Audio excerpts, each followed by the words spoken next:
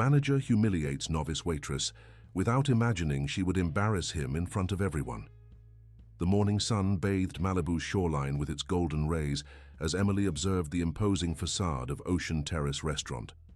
Her hands trembled, slightly while adjusting her freshly ironed uniform, but her green eyes conveyed an unwavering determination.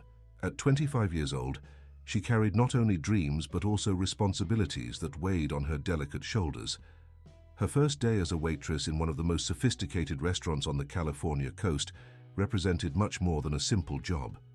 It was a chance to start over, to build a new life away from the small town of Ojai, in the interior of California, where she had left her grandmother Dorothy in the care of a trusted neighbor.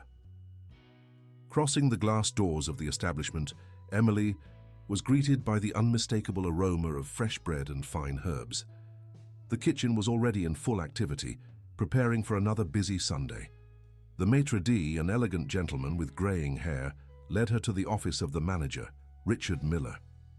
"So you're the novice from the countryside?"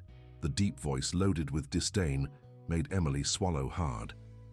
Richard, a middle-aged man with small, penetrating eyes, analyzed her resume with a look of displeasure. "Experience in diners and an incomplete culinary course. I don't know what the agency was thinking in recommending you for this place." Emily took a deep breath, maintaining an erect posture. "Mr. Miller, I can assure you that." "Spare me the assurances," he interrupted, standing up. "Let's establish some rules. This isn't a roadside diner. Our clients are demanding, refined. A single mistake can cost the establishment's reputation. Understood?" "Yes, sir," replied Emily, while her mind registered every detail of the environment, a characteristic that had always accompanied her, her exceptional photographic memory. The first hours passed in a whirlwind of information. Emily absorbed each instruction with meticulous attention, memorizing not only the extensive menu, but also the arrangement of the tables, the service procedures, and the peculiarities of each section of the restaurant. Sunday lunch started calmly, but soon the dining room was completely full. Emily navigated between the tables with natural grace, her gentleness captivating customers from the first interactions. Her privileged memory allowed her to recall precisely each order, each mentioned preference, each special request. At a discreet table close to the window with a view of the ocean, an elegant middle-aged woman observed attentively every movement of the new waitress. Helen Vanderbilt, owner of one of the largest restaurant chains on the California coast, had chosen to lunch incognito that Sunday, as she periodically did to evaluate the quality of competing establishments. The frantic rhythm of the service demanded maximum concentration. Emily managed to stay focused until a small incident threatened to destabilize her. While serving a table of executives, she confused two similar orders, an error that, in another environment, would be considered minor. Richard, who watched each step of the novice with hawk eyes, approached quickly. His face was red with anger. "What do you think you're doing?" he vociferated, loud enough to attract the attention of nearby tables.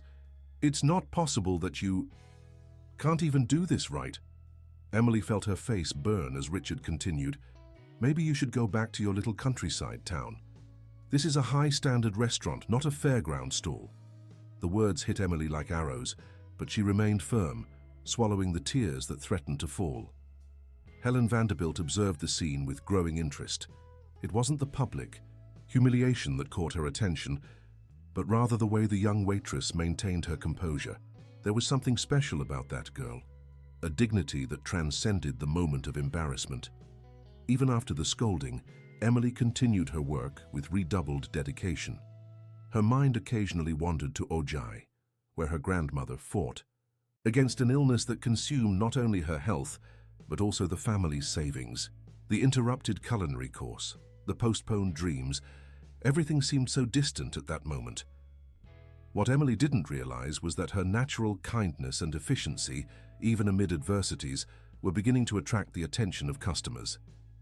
Especially Helen, who made discreet notes on her phone while savoring a shrimp risotto. At the end of that exhausting first day, Emily allowed herself a moment of reflection on the beach, watching the sun set on the horizon.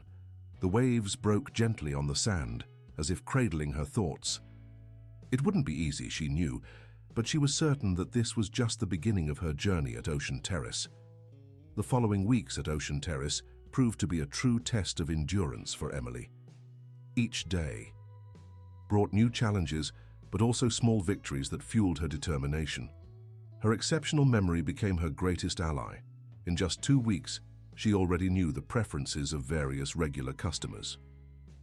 "Good morning, Mr. Albert. The extra strong coffee with a pinch of cinnamon, as always." Emily greeted the businessman who frequented the restaurant every morning. His face lit up with a smile of recognition. "Impressive. You're the first person who managed to memorize my order exactly as I like it," he replied, genuinely surprised. However, not everything was rosy. Emily began to notice small, strange incidents. Orders that she was sure she had written down mysteriously disappeared. Checks were altered without her authorization, causing confusion with the customers. At first, she attributed it to her own mistakes, but soon realized there was something more. Camilla, one of the oldest waitresses, didn't hide her discontent with the growing success of the newcomer. "It must be easy for you, isn't it? Coming here with that nice little countryside manner, stealing the customers we've built over years," she commented one day when they met in the locker room.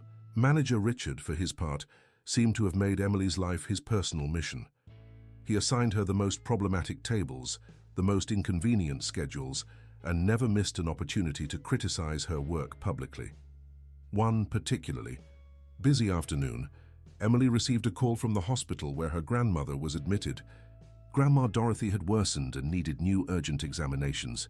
With a heavy heart, she asked the manager for an extra day off the following week. "Do you think you're in a position to make demands?"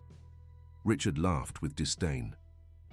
"If you can't handle work responsibilities, perhaps we should find someone more committed." That night, alone in her small rented apartment, Emily allowed herself to cry for the first time since she arrived in Malibu. The hospital bills were piling up, and her salary barely covered basic expenses and her grandmother's medicines. However, not all was lost. Helen Vanderbilt, still maintaining her disguise, became a regular customer at Ocean Terrace, always requesting to be served by Emily. She observed attentively how the young woman dealt with difficult situations, her ability to keep calm even under pressure, and especially her surprising knowledge about gastronomy. "You seem to understand quite a lot about wines," commented Helen one day, after Emily suggested a specific bottle to pair with her dish. "I studied a bit when I was in culinary school," replied Emily, a gleam of passion in her eyes. "Unfortunately, I had to interrupt the course in the 3rd year." Helen noticed how the young woman talked about ingredients, techniques, and pairings with genuine enthusiasm, even though she had to hide this knowledge from most colleagues to avoid more hostility. One day, during dinner preparations, Emily noticed an unusual movement in the kitchen. The executive chef was arguing heatedly with Richard about a special event that would happen over the weekend, a traditional local festival that would attract important local personalities. The suppliers delayed the delivery of the special herbs for the main dish, the chef argued, visibly concerned. "We can't serve the menu as it's programmed." Emily, who was organizing napkins near the kitchen door, felt her heart accelerate. She knew a solution, but after so many reprimands, she was afraid to speak up. However, her passion for gastronomy spoke louder. "Excuse me," her voice sounded firmer than expected. "There's a local herb that my grandmother always used as a substitute. It has similar properties and could work perfectly in the preparation." The silence that followed was deafening. Richard gave her a look that could freeze hell, but the chef, intrigued, made a gesture for her to continue. "It's an aromatic herb that grows naturally in the coastal region. Local fishermen have been using it for generations in their traditional dishes. I'm sure I could get it from the suppliers at the municipal market today." The chef exchanged glances with Richard, who seemed about to explode. The tension in the air was palpable, and Emily could feel that she was about to witness another of the manager's explosions. However, something unexpected was about to happen, something that would completely change the course of her journey at Ocean Terrace. Chef Andrew surprised everyone by readily accepting Emily's suggestion. "Show me this herb," he said, ignoring Richard's displeased expression. In a matter of hours, the young waitress had managed to get the ingredient from local suppliers at the municipal market, establishing an instant connection with the vendors thanks to her knowledge about traditional herbs. The regional festival was scheduled for that night, and Ocean Terrace would be the center of attention. Businessmen, politicians, and local personalities filled the main hall, decorated with elements that referred to coastal culture. The aroma emanating from the kitchen was a perfect fusion between the sophistication of high gastronomy and the authenticity of local cuisine. "This is absurd," vociferated Richard backstage. "Trusting a countryside recipe for an event of this magnitude will become a laughingstock." But it was too late to turn back. The dishes were already being prepared with the herbs suggested by Emily. Helen Vanderbilt, who maintained her disguise as a regular customer, observed everything with renewed interest. There was something special happening there, a subtle but significant transformation in the restaurant's dynamics.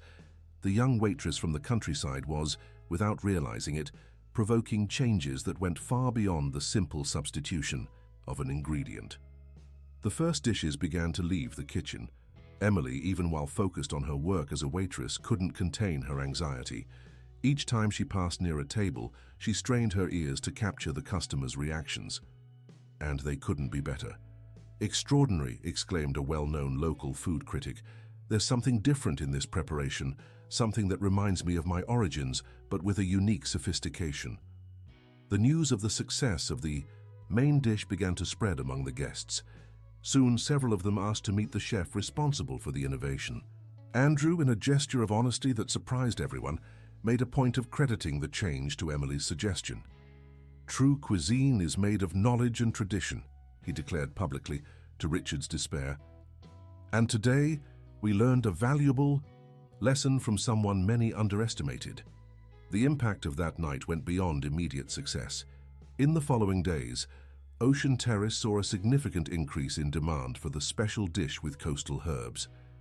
Customers wanted to know more about the story behind that recipe, about the local traditions that inspired it.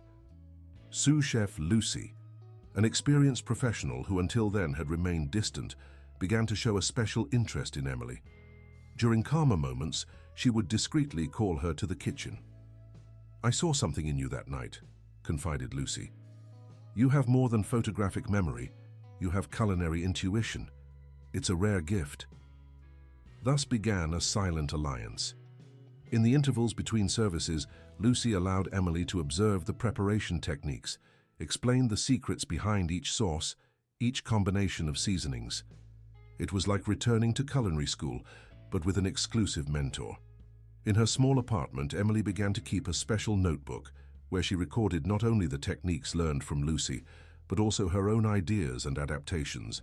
She mixed formal knowledge with traditions learned from her grandmother, creating unique combinations that she dreamed of someday being able to test. However, success also brought unexpected consequences. Richard, humiliated by the public recognition of Emily's talent, intensified his persecution. Work schedules became even more exhausting, criticisms more acidic, provocations more frequent. "Don't think that a stroke of luck will change your position here," he warned one particularly tense morning. "You continue to be just a waitress, and it's good not to forget that." But something had changed in the restaurant's environment. Some employees, inspired by Emily's courage and impressed with her knowledge, began to treat her differently. Small gestures of solidarity emerged in the most unexpected moments. A shift change so she could visit her grandmother, extra help during the lunch rush. What no one knew was that important news was about to stir the waters of Ocean Terrace even more. The restaurant had been selected to participate in a prestigious gastronomic festival that would happen in 6 months. It was the perfect opportunity to consolidate its position among the best establishments on the California coast. The news of the participation in the gastronomic festival fell like a bomb at Ocean Terrace. Richard called an emergency meeting with the entire team, his face showing a mixture of pride and concern. "This is the moment we've been waiting for," he announced, walking through the hall with firm steps. "The festival is the perfect showcase to show why we are the best restaurant in the region. We cannot accept anything less than perfection." Emily observed everything from her discreet place at the back of the hall, her notebook of annotations hidden in her uniform pocket.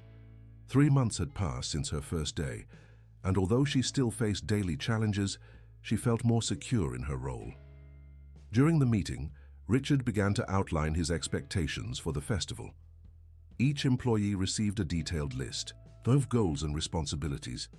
When it came to Emily's turn, his smile had a hint of malice. "As for you," he said, "you'll be responsible for the busiest section during the preparation period. We need someone who is efficient at carrying plates." Some discreet laughs echoed through the hall, but were quickly silenced by a severe look from Lucy, the sous chef. Emily maintained her composure, although her heart felt heavy. That same night, alone in her apartment, she allowed herself to dream while browsing her notebook of annotations, now full of ideas and recipes. Fate, however, had other plans.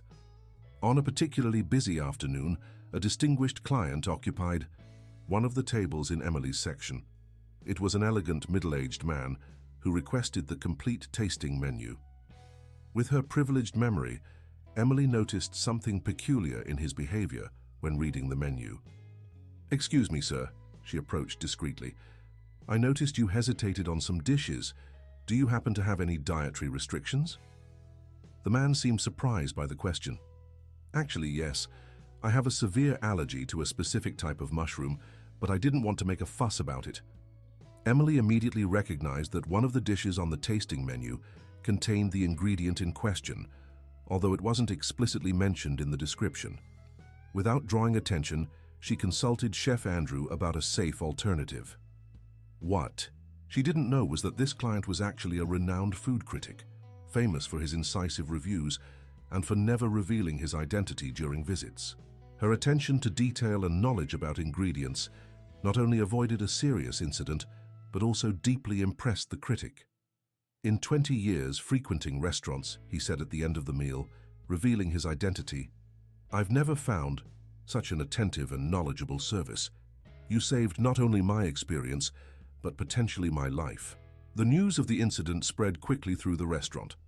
Andrew, the chef, called Emily to the kitchen for the first time in an official capacity. "How did you know about the mushroom in the sauce?" he asked, genuinely curious. "During my culinary course, I studied quite a bit about food allergies," she replied, "and I always pay special attention to the ingredients in each dish, even those not listed on the menu." Emily's prestige among the staff grew considerably after this episode. Even those who previously treated her with disdain began to seek her advice on pairings and ingredients. Lucy, in particular, began to openly defend her presence in menu planning meetings. However, Richard saw this rise with growing concern. During a meeting about the festival, Emily timidly suggested an idea for one of the main dishes. "Perhaps we could incorporate elements of traditional coastal cuisine, but with a contemporary presentation," she proposed, "something that represents the identity of our region." The silence that followed was broken by Richard's sarcastic laugh. "Now the waitress thinks she can give opinions on the menu? Go back to your tables and leave the important decisions to those who understand the subject." But one person in the meeting wasn't laughing. Helen Vanderbilt, who continued her discreet observation of the restaurant, had witnessed the entire scene. In her notebook, she recorded not only Emily's behavior, but also the toxic dynamic that Richard insisted on maintaining. Ocean Terrace was buzzing with preparations for a last-minute corporate event. An important technology company had chosen the restaurant for its annual dinner, and the pressure to maintain the high standard was palpable in the air. However, an unexpected phone call was about to transform that night into a real test for the entire team. "What do you mean the supplier won't deliver the ingredients?" Richard's voice echoed through the kitchen as he furiously gestured with the phone in hand. "The event is tonight. You can't do this to us." Panic began to set in. The menu had been carefully planned around specific ingredients that now wouldn't be available. Andrew, the chef, gathered his team for an emergency discussion, while Richard paced back and forth, running his hands through his hair in desperation. Emily, who was organizing the wines for the event, couldn't help but overhear the conversation. Her heart accelerated when she realized she might have a solution. After weeks of observing the kitchen and maintaining her notebook of annotations, She had developed some ideas using available local ingredients. "Excuse me," she approached timidly to the group. "I know it's not my place, but—" "Exactly, it's not your place," cut in Richard. "Don't we have enough problems already?" But Andrew, remembering the herb episode, made a gesture for her to continue. Emily opened her notebook, revealing pages of meticulous annotations about techniques and ingredient combinations. "We can adapt the menu using products from the local market," she explained, showing her notes.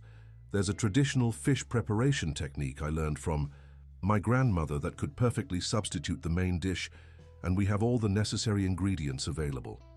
The silence that followed was tense. Richard was about to protest when Andrew interrupted him. "We don't have a choice. The event starts in a few hours and we need a solution now."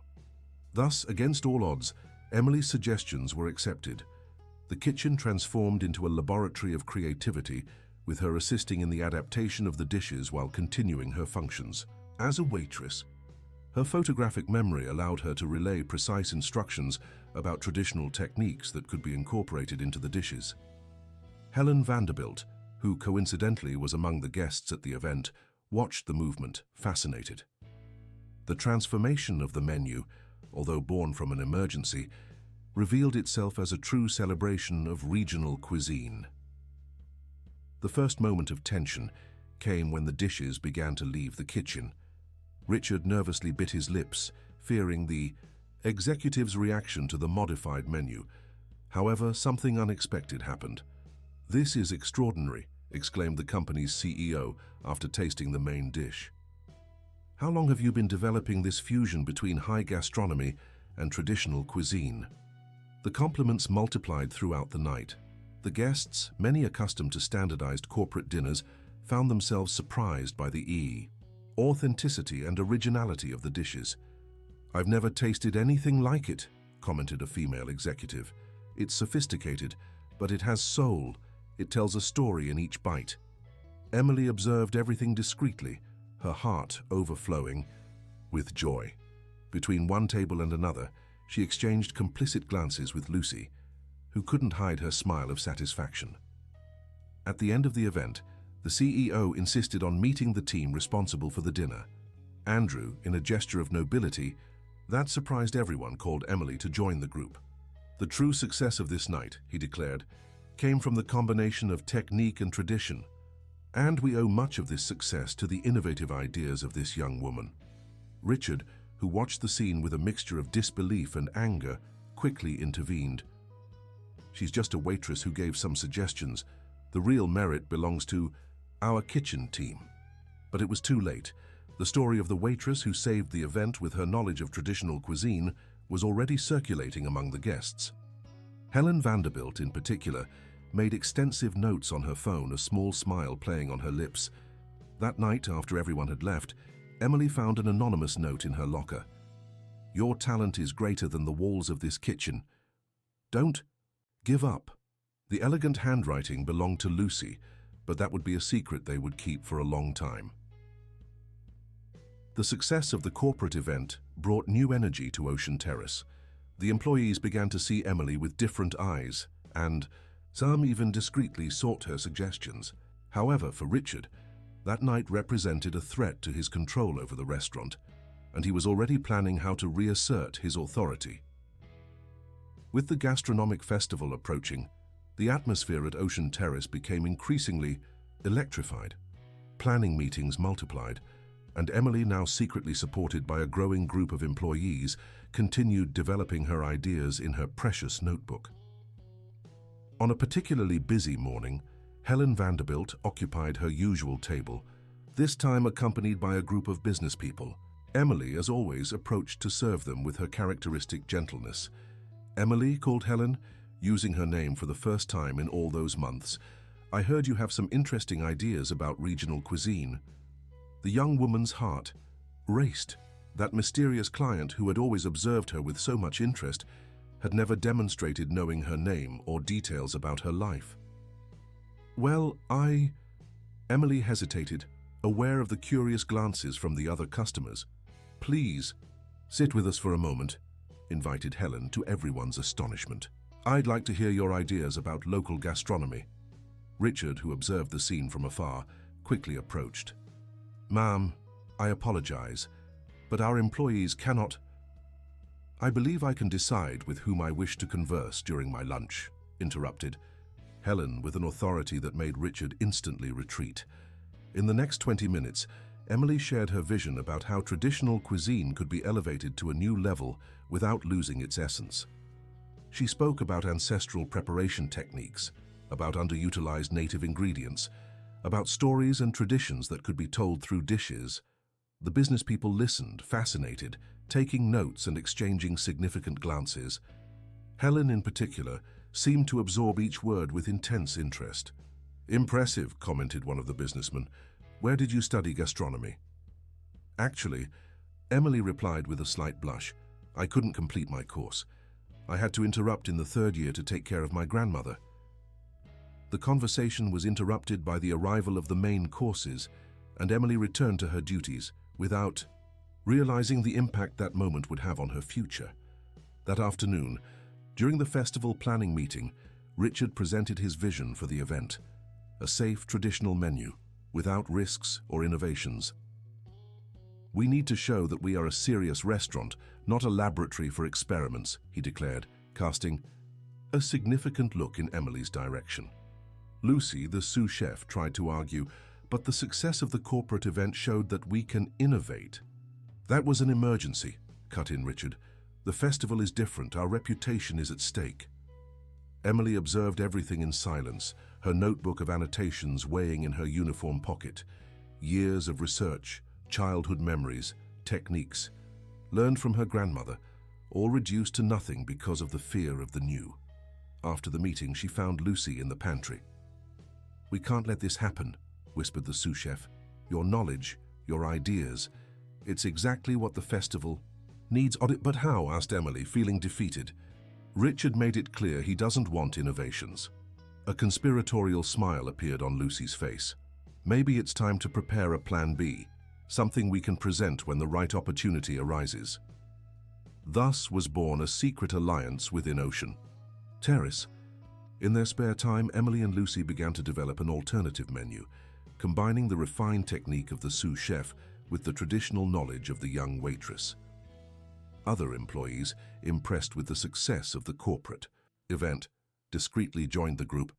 Each contributed something: a specific knowledge, a special technique, a family story. What they didn't know was that Helen Vanderbilt was about to reveal her true identity, and her presence would completely transform the dynamics of the restaurant.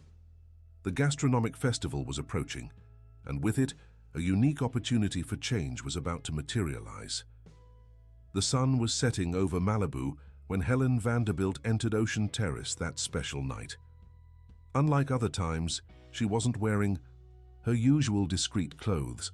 She was elegantly dressed and accompanied by a group of executives that Emily recognized from gastronomy magazines. The restaurant was particularly full for a Thursday dinner. Richard circulated among the tables with an artificial smile, clearly nervous with the presence of so many important faces from the gastronomic field. "Emily," called Helen, her voice carrying an authority until then disguised, "could you serve us tonight?" Before Richard could interfere, Emily was already at the table, her notepad in hand and her photographic memory ready to register every detail. "You know, Emily," began Helen after placing the orders, "I've spent the last few months observing this restaurant, every detail, every interaction, every moment of crisis and overcoming." Emily's heart accelerated.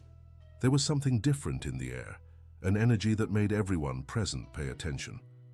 "Allow me to properly introduce myself," continued Helen. "I am Helen Vanderbilt, owner of the Coastal Flavors Network and president of the council of the gastronomic festival in which Ocean Terrace will participate." The silence that followed was deafening. Richard, who was passing near the table at that moment, turned as pale as a sheet of paper. "Mrs. Vanderbilt," he stammered, "what an honor to have you." "Richard," Helen interrupted him firmly, "please join us. We have much to discuss about the future of this establishment." The next 2 hours completely transformed the dynamics of Ocean Terrace. Helen revealed that she had bought a significant stake in the restaurant, a silent negotiation that had been happening for months with the original owners. "I saw something special here," she explained, her eyes fixed on Emily. "I saw talent being wasted, innovation being stifled, and most importantly, I saw a young woman with an extraordinary gift being systematically diminished." Richard tried to defend his management, but each of his arguments was dismantled by specific examples that Helen had documented over the months. The incident with the food critic, the corporate event, the regional festival. Each moment of crisis was overcome not by your leadership, Richard, but by the creativity and knowledge of someone you insisted on keeping in the shadows. Emily observed everything in silence, her heart beating so strongly that it seemed everyone could hear it. Lucy, who had been called from the kitchen to participate in the meeting, smiled discreetly. "From today on," announced Helen, "there will be significant changes in the management of Ocean Terrace, and the first of them is the immediate promotion of Emily to the menu development team." Richard stood up abruptly, his face red with anger. "This is absurd. She's just a waitress from the countryside."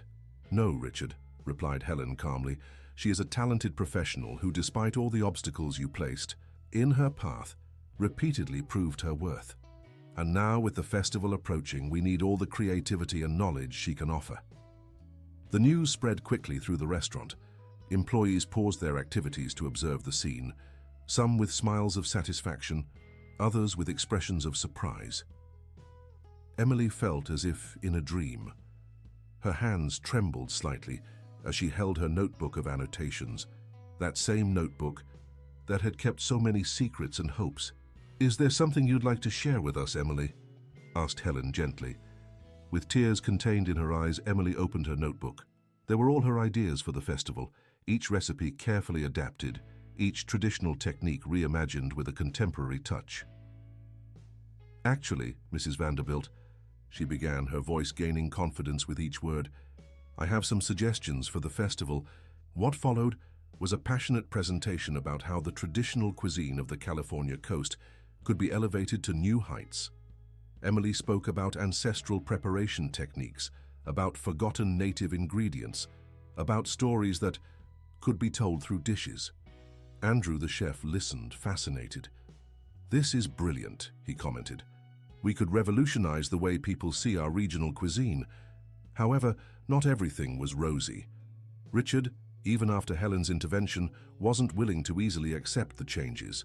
His look toward Emily made it clear that the battle was far from over.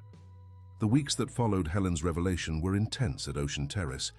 Emily, now officially part of the menu development team, divided her time between her old functions as a waitress and her new responsibilities in the kitchen. "We can't change everything at once," explained Helen during a planning meeting. "The transition needs to be gradual, respecting the restaurant's identity while embracing innovation." The gastronomic festival was only 2 months away, and the pressure increased each day. Emily worked tirelessly on her project, now with the official support of Lucy and a small dedicated team. However, Richard found subtle ways to sabotage the work. Orders for special ingredients mysteriously got lost. Dish testing schedules were altered without notice. Necessary equipment disappeared. "Don't let him shake you," advised Lucy, while helping Emily reorganize her testing schedule once more. "That's exactly what he wants." The young woman stood firm, finding creative solutions for each obstacle. Her photographic memory became even more valuable now, allowing her to precisely recall every detail of the tested recipes, each necessary adjustment, each taster's reaction. One afternoon, while experimenting with a new version of a traditional dish, Emily received a call from the hospital. Her grandmother had shown significant improvement and could be discharged soon. "It's a miracle," said the nurse on the phone. "Grandma Dorothy doesn't stop talking about how eager she is to taste your recipes." That news filled Emily with new energy. Each dish she developed now carried not only technique and tradition, but also a story of overcoming and love. Helen observed the progress with evident satisfaction. "You're transforming not just recipes," she commented during a tasting, "but the very soul of the restaurant." The menu for the festival was beginning to take shape. Emily had created a series of dishes that told the story of the California coast through flavors and textures. Each element had a meaning. Each presentation revealed an aspect of local culture. "It's like a journey through time," commented one of the judges during a preliminary test, "but at the same time, it's completely contemporary." Richard, however, hadn't given up. During an important meeting with potential sponsors of the festival, he made a point of diminishing Emily's work. "They're interesting recipes," he said with false cordiality, "but perhaps a bit too rustic for an event of this caliber." The comment provoked an embarrassing silence in the room. Emily felt her face burn, but before she could respond, one of the sponsors spoke up. "Rustic is exactly what we're looking for," he declared enthusiastically. "The public is tired of pretentiously sophisticated dishes without soul. We want authenticity. We want real stories." That moment marked an important turning point. The sponsors not only approved the concept developed by Emily, but also offered to increase their investment in the festival. "See?" whispered Lucy later, while helping Emily finalize another test. "Sometimes our biggest insecurities transform into our greatest strengths." Success, however, had its price. Richard, humiliated, once more began to plan something that could compromise not only Emily's work, but the entire future of Ocean Terrace at the festival. What no one imagined was that amid all this tension, an unexpected event was about to completely change the course of events. Something that would test not only Emily's professional capacity, but also her inner strength and her deepest values. Only 2 weeks were left until the festival, when Richard made his boldest move. On a seemingly ordinary morning, Emily arrived at Ocean Terrace to find the entire festival menu completely altered. "What is this?" she asked, holding the newly printed pages with trembling hands. All her work of the last few months had been replaced by conventional and safe dishes. "Last-minute change," announced Richard with a malicious smile. "As manager, I still have the authority to make strategic decisions. Helen agreed that we need something more. Commercial." Emily rushed to Helen's office only to discover that she was traveling on business. Lucy, equally shocked by the change, tried to calm the young chef. "He's lying," affirmed Lucy with conviction. Helen would never approve this without consulting the team. But time was running against them. The suppliers had already been redirected, special ingredients cancelled, and the team had received new instructions. Richard had planned everything meticulously. "We can't allow this to happen," declared Emily, gathering the small team that had become loyal to her over the months. "Those dishes don't just tell recipes, they tell stories. They are the soul of our coast." In her small apartment that night, Emily opened her notebook of annotations. Each page contained not only recipes, but memories, traditions, techniques, passed from generation to generation. It was more than a menu. It was a cultural legacy that couldn't be lost. It was then that she received an unexpected call. It was her grandmother, Grandma Dorothy, freshly out of the hospital. "My child," she said with her affectionate voice, "remember that story I used to tell you about how your great-grandmother fed an entire village during a storm, using only what she had at hand?" Emily smiled, tears running down her face. "Of course I remember, Grandma. It was one of the stories that inspired the festival menu." "Then you know what you need to do," replied Grandma Dorothy with wisdom. "When we don't have what we want, we use what we have, and we transform it into something extraordinary." That conversation lit a light in Emily's mind. The next morning, she gathered her team before the restaurant opened. "We're going to prepare 2 menus," she announced. "The official one, which Richard imposed, and ours, with ingredients we can obtain locally through the contacts we've made these months." The idea was risky, but the team embraced the challenge with enthusiasm. Lucy reorganized the schedules to allow them to work on both menus simultaneously. Local suppliers, who had been enchanted by Emily's original project, offered discreet support. "If something goes wrong on the day of the festival," explained Emily, "we'll have our version ready to substitute. As my grandmother always says, the best plan is to have a plan B." The days that followed were intense. The team worked double, keeping up appearances with the official menu while secretly developing the original recipes. Emily barely slept, dividing her time between the restaurant and visits to local producers. Richard observed everything with growing suspicion. Something in the team's behavior bothered him, but he couldn't identify exactly what. One night, when everyone had already gone home, he decided to investigate. In the dark kitchen, he found Emily's notebook of annotations, forgotten in the rush of the day. As he flipped through the pages, his face grew increasingly red. There was the entire planning of the alternative menu, each detail meticulously recorded by Emily's photographic memory. Richard closed the notebook forcefully, a cruel smile forming on his lips. Finally, he had the evidence he needed to discredit Emily once and for all. What he didn't know was that Helen Vanderbilt had returned from her trip earlier than expected, and she wasn't at all satisfied with the unauthorized changes to the festival menu. The next morning, Ocean Terrace would be the stage for a confrontation that would forever change the destiny of all involved. The festival was about to begin, and with it would come the biggest test in Emily's career, a test that would require not only her culinary ability, but all her strength of character. The morning of the confrontation began with an emergency meeting called by Helen Vanderbilt.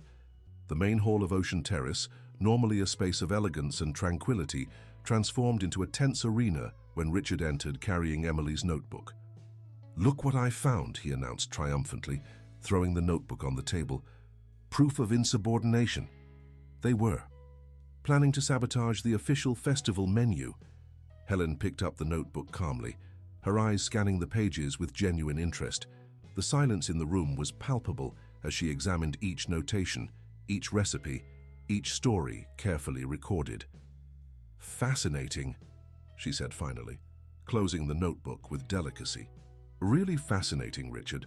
But before we continue, I'd like to understand something. Who authorized you to completely change the approved menu for the festival?"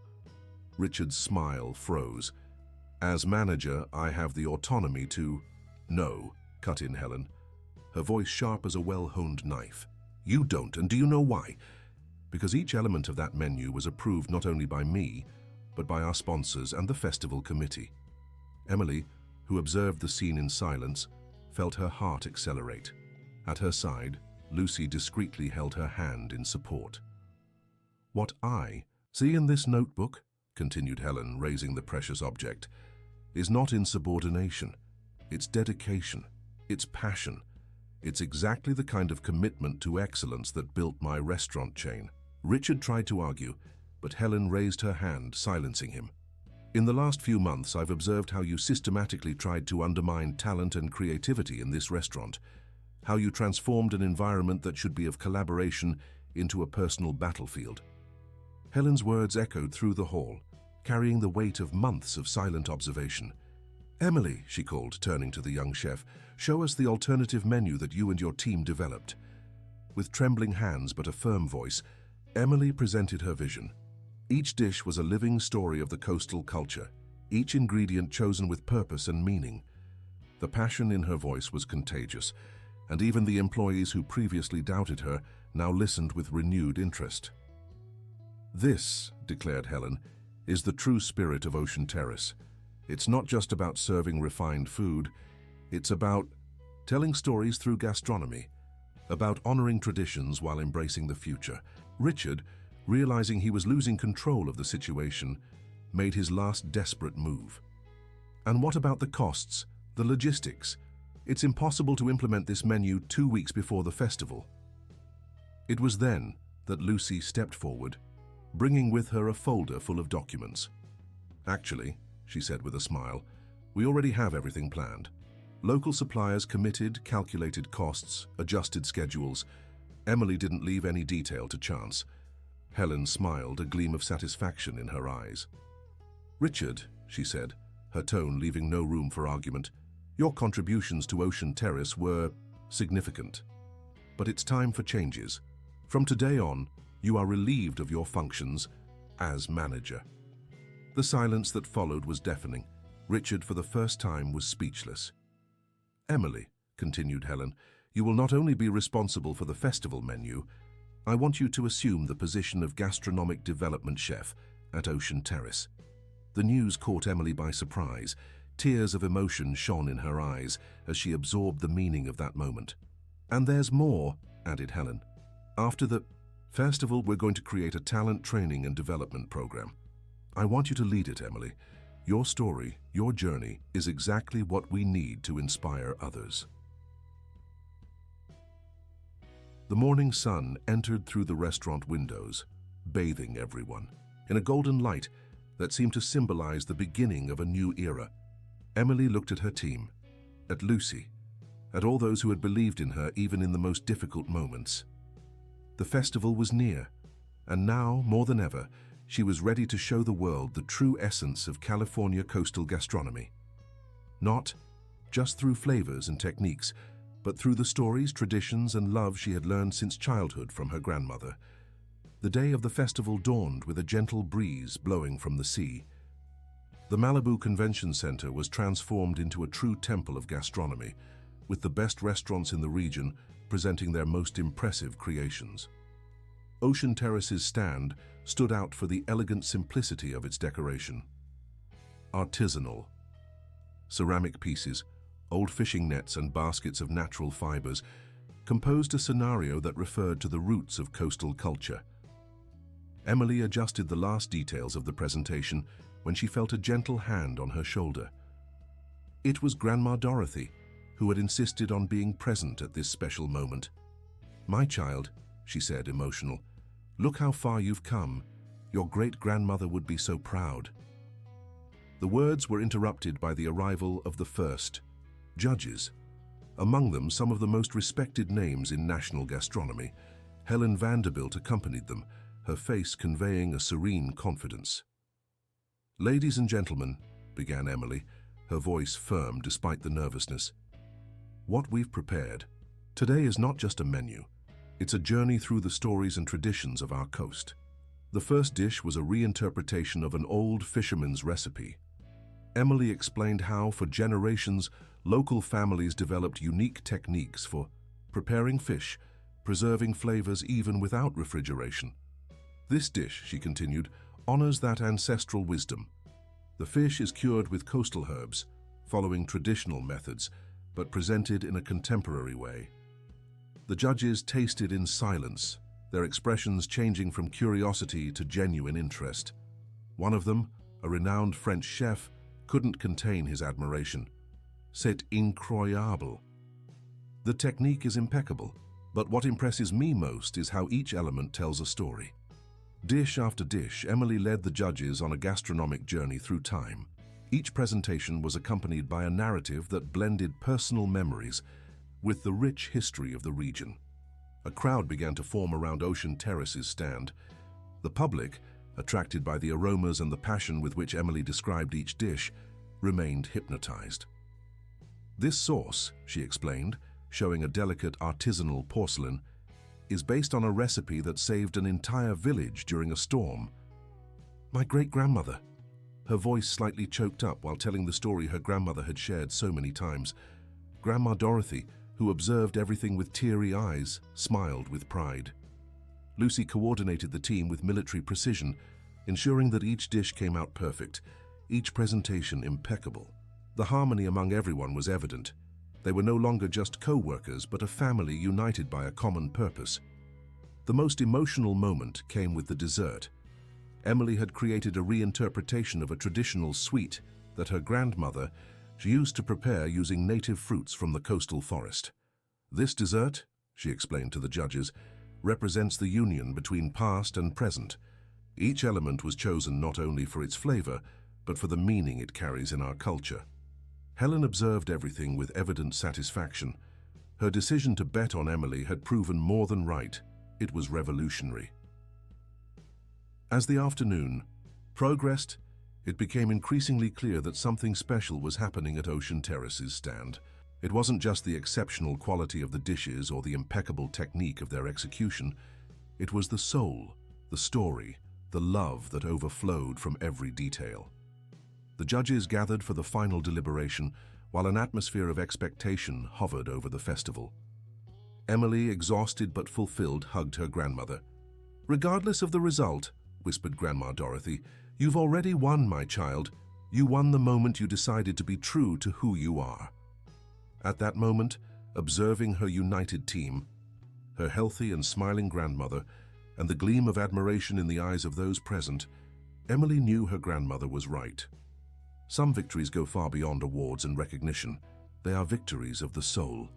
The announcement of the festival winners was a moment of pure magic.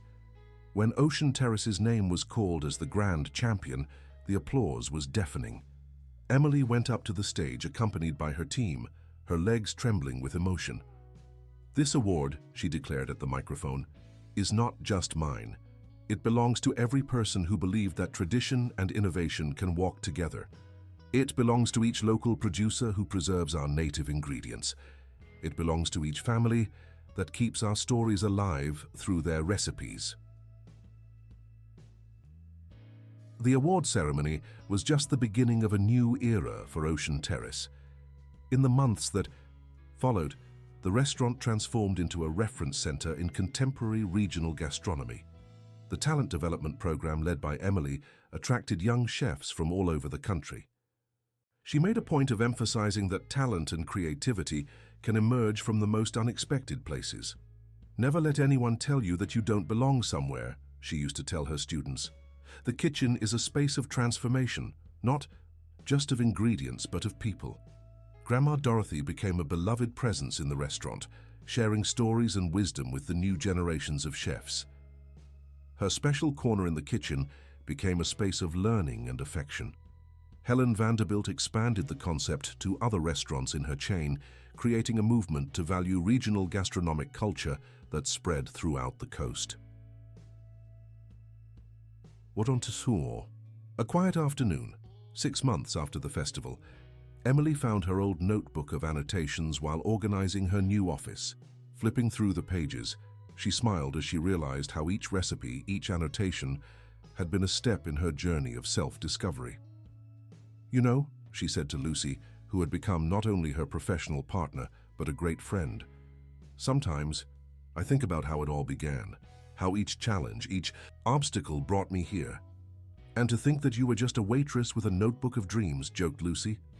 "No," corrected Emily. "I was never just a waitress.